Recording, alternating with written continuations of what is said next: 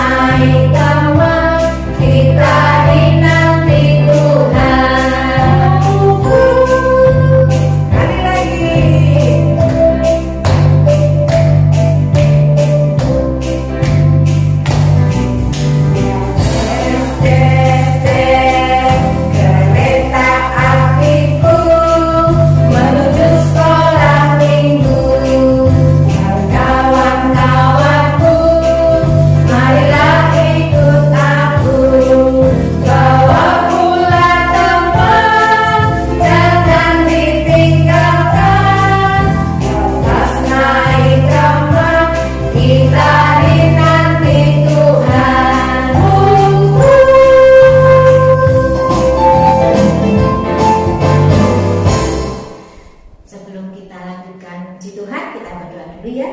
Yuk, lipat tanganmu, tutup matamu, kita akan berdoa kepada Tuhan. Tuhan Yesus, terima kasih kembali pada pagi hari ini kami datang menghadap Engkau.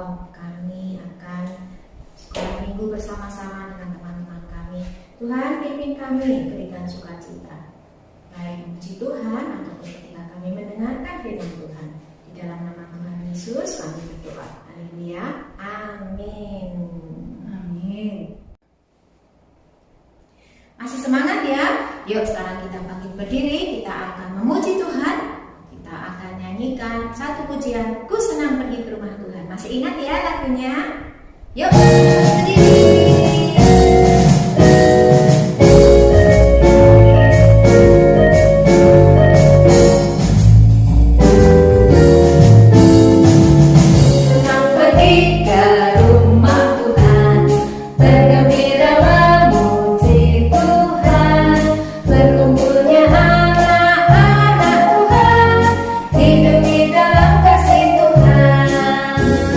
Cinta gerejaku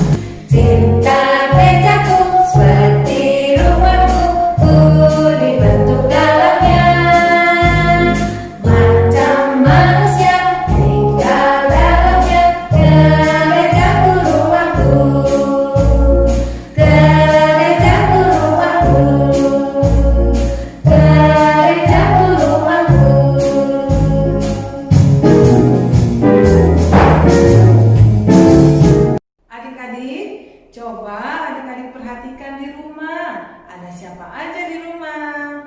Ada papa, ada mama, ada kakak, ada adik, kadang-kadang juga ada oma dan opa. Semua itu adalah keluarga kita. Nah, Lause mau kasih tahu kita satu keluarga yang besar sekali.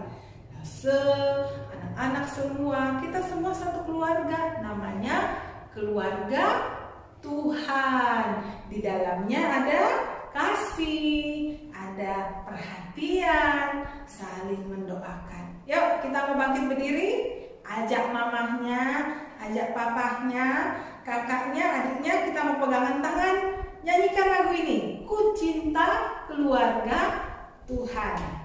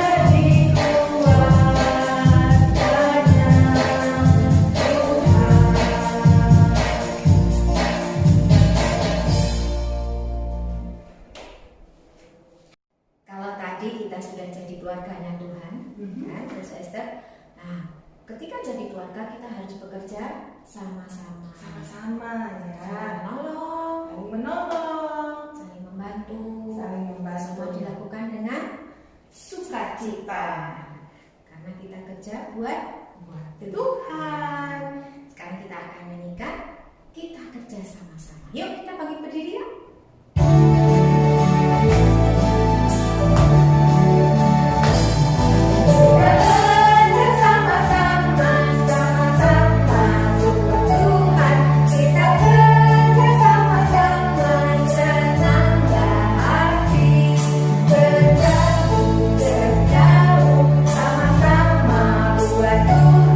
Kita kerja sama-sama, senanglah hati.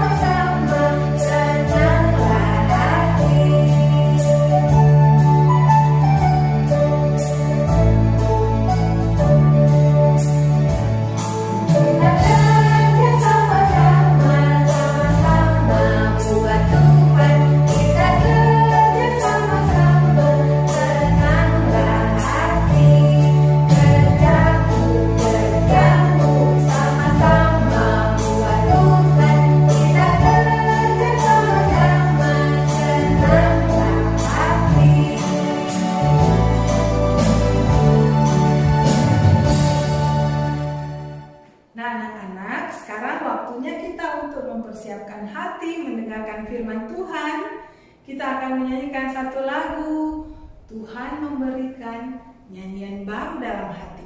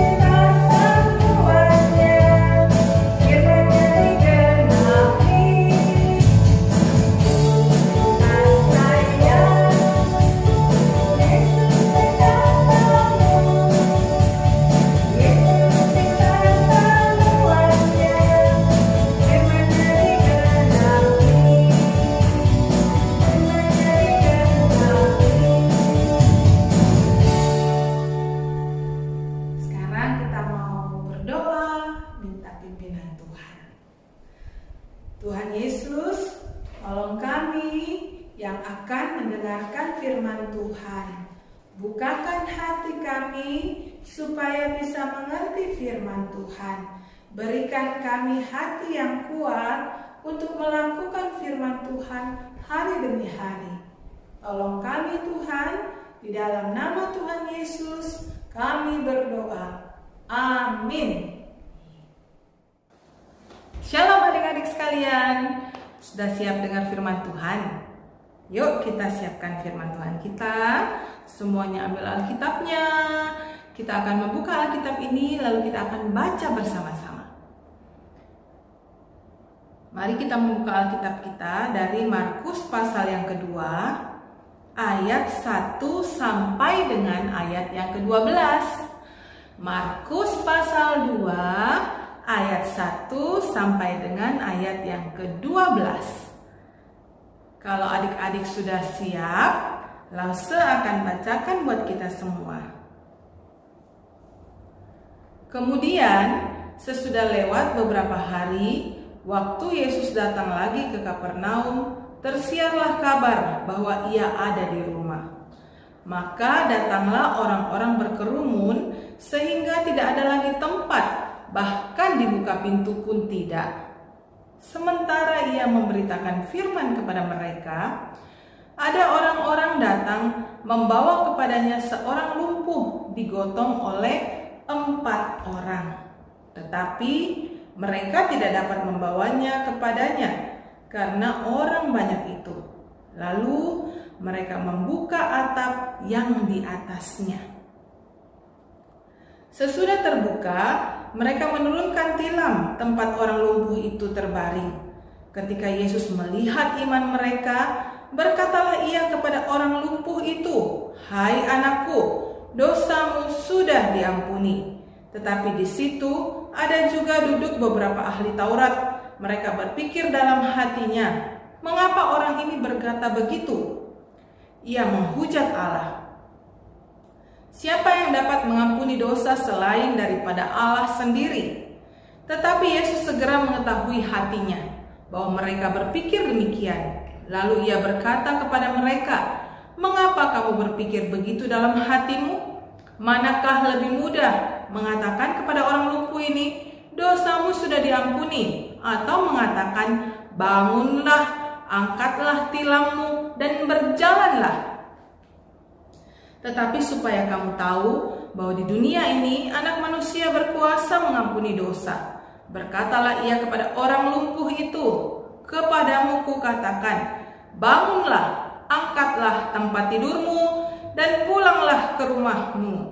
Dan orang itu pun bangun, segera mengangkat tempat tidurnya, dan pergi keluar di hadapan orang-orang itu, sehingga mereka semua takjub, lalu memuliakan Allah, katanya, "Yang begini belum pernah kita lihat." Nah, adik-adik yang dikasihi Tuhan, tadi kita sudah membaca kisah bagaimana Tuhan menyembuhkan orang yang sakit lumpuh itu. Adik-adik, zaman Tuhan Yesus dulu itu, orang-orang Israel punya satu anggapan bahwa kalau orang sakit, orang cacat, termasuk orang lumpuh, itu adalah mereka yang kena kutukan Tuhan, yang dihukum oleh Tuhan. Karena itu tidak ada orang yang mau dekat-dekat dengan orang sakit, dengan orang timpang, orang lumpuh, orang yang cacat. Gak ada yang mau dekat-dekat, sehingga orang-orang sakit itu akhirnya dikucilkan. Mereka berkumpul dengan orang-orang sakit lainnya. Tapi di Alkitab yang sudah kita baca tadi, ada satu orang lumpuh yang punya 4 kawan, 4 sahabat yang baik hatinya. Walaupun temannya sakit, walaupun temannya lumpuh, tetapi 4 sahabat ini tetap mau dekat-dekat, mau bersahabat, mau berteman dengan orang yang lumpuh tadi. Wah, senang sekali ya kalau punya sahabat seperti ini. Adik-adik di rumah punya sahabat tidak? Punya teman? Pasti punya teman ya. Ada teman di sekolah, ada teman di sekolah minggu, ada teman di rumah, ada teman di tempat bermain, banyak sekali. Tapi kita sebagai anak-anak Tuhan harus bijaksana. Apa itu bijaksana? Harus pandai di dalam berteman. Bukan juga kita memilih-pilih teman, tapi kita harus memilah teman yang mana yang baik. Teman yang baik itu adalah teman yang bersedia untuk menemani kita, menolong kita walaupun kita sakit dan dijauhin orang. Lalu teman yang baik itu juga adalah teman yang bisa membawa kita untuk lebih dekat, lebih cinta, lebih mengasihi Tuhan Yesus. Jadi nih adik-adik ya, kalau ada teman kita kemudian ngajakin kita main game, ngajakin kita main bola atau main apapun, tapi padahal itu adalah waktunya kita sekolah minggu, itu bukan teman yang baik. Nah, adik-adik, tadi kita lihat tuh bagaimana 4 sahabat itu kemudian dengan kasih mereka membawa temannya yang sakit lumpuh itu datang kepada Tuhan Yesus. Kita mau menyaksikan sekarang bagaimana perjuangan mereka untuk bertemu Tuhan. Padahal waktu itu tuh ya, rumah di mana Tuhan Yesus ada itu bukan kosong atau banyak tempat, tapi penuh dengan orang banyak yang melihat Tuhan. Tapi keempat sahabat ini tidak putus asa. Mereka punya cara yang unik untuk membawa sahabat mereka yang sakit berjumpa dengan Tuhan Yesus. Ayo kita saksikan bersama bagaimana ceritanya. Kabar tentang Yesus makin jauh tersiar Dan datanglah orang banyak berbondong-bondong kepadanya untuk mendengar dia dan untuk disembuhkan dari penyakit mereka. Mereka datang dari semua desa di Galilea dan Yudea dan dari Yerusalem. Pada suatu hari ketika Yesus mengajar, ada beberapa orang Farisi dan ahli Taurat duduk mendengarkannya. Lalu datanglah beberapa orang mengusung seorang lumpuh di atas tempat tidur. Mereka berusaha membawa dia masuk dan meletakkannya di hadapan Yesus. Karena mereka tidak dapat membawanya masuk berhubung dengan banyaknya orang di situ. Naiklah mereka ke atap rumah, lalu membongkar atap itu dan menurunkan orang itu dengan tempat tidurnya ke tengah-tengah orang banyak tepat di depan Yesus. Ketika Yesus melihat iman mereka, berkatalah ia, "Hai saudara, dosamu sudah diampuni." Tetapi ahli-ahli Taurat dan orang-orang Farisi berpikir dalam hatinya, "Siapakah orang yang menghujat Allah ini? Siapa yang dapat mengampuni dosa selain daripada Allah sendiri?" Akan tetapi Yesus mengetahui pikiran mereka, lalu berkata kepada mereka, Apakah yang kamu pikirkan dalam hatimu? Manakah lebih mudah, mengatakan, dosamu sudah diampuni, atau mengatakan, bangunlah dan berjalanlah? Tetapi supaya kamu tahu bahwa di dunia ini, Anak Manusia berkuasa mengampuni dosa. Berkatalah ia kepada orang lumpuh itu, Kepadamu kukatakan, bangunlah, angkatlah tempat tidurmu, dan pulanglah ke rumahmu. dan seketika itu juga bangunlah ia.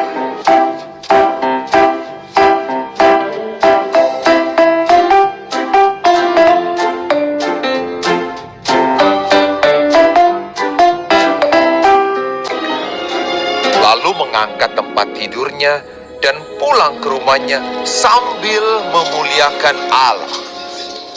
Semua orang itu takjub, lalu memuliakan Allah, dan mereka sangat takut.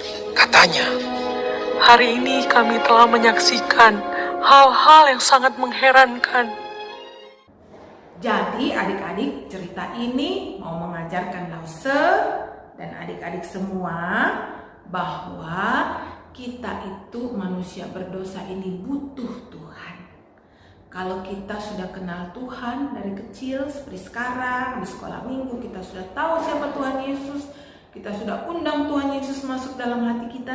Sekarang giliran kita seperti 4 bersahabat itu, 5 dengan si lumpuh itu, mereka mau saling menolong, saling memberitahukan tentang apa yang paling berharga di dalam hidup mereka.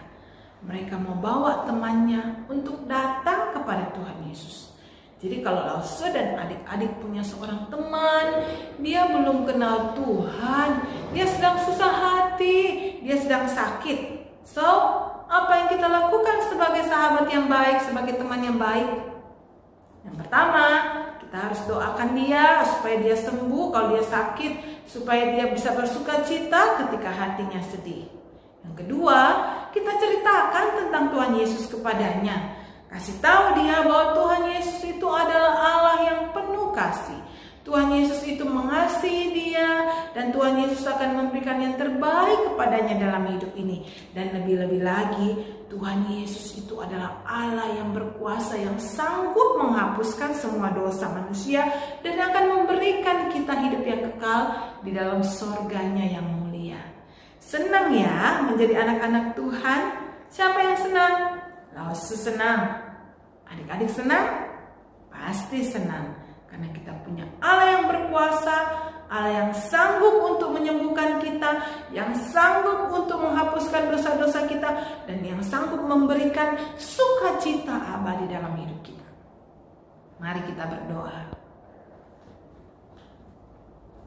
Tuhan Yesus, terima kasih karena Tuhan adalah sahabat kami yang sejati. Karena Tuhan Yesus adalah Allah yang Maha Kuasa, yang sanggup untuk menghapuskan dosa-dosa kami, yang sanggup untuk menyembuhkan segala sakit penyakit kami, dan juga sanggup untuk menghilangkan segala ketakutan dan juga kekhawatiran dalam hidup kami. Tuhan, ini kami anak-anak-Mu, kami datang kepada Engkau Tuhan. Jadikan kami anak-anak Tuhan yang taat, yang cinta Tuhan sungguh-sungguh, dan menjadi anak Tuhan yang rindu untuk memberitakan tentang kasih Tuhan kepada sahabat-sahabat kami, kepada teman-teman kami, kepada orang-orang yang ada di rumah kami, dan kepada orang-orang yang kami jumpai. Tolong kami Tuhan yang masih kecil ini, berkati mulut bibir anak-anak-Mu, berkati kehidupan mereka, supaya mereka menjadi saksi Tuhan dimanapun mereka berada, membawa banyak lagi orang-orang untuk mengasihi dan percaya kepada Tuhan. Di dalam nama Tuhan Yesus kami berdoa. Semuanya bilang amin.